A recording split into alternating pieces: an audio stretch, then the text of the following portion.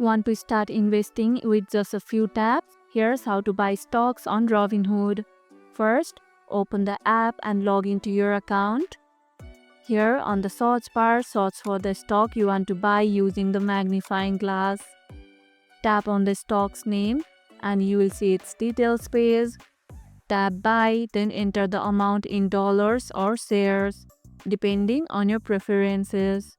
Select your order type, market for instant purchase at the current price or limit to set your own price.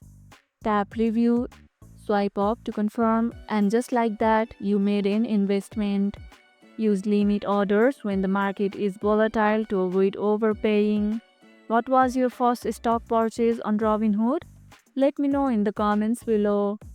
If this video helped, hit the like button, share it, subscribe, and leave a comment. Thanks for watching, and I'll see you in the next one.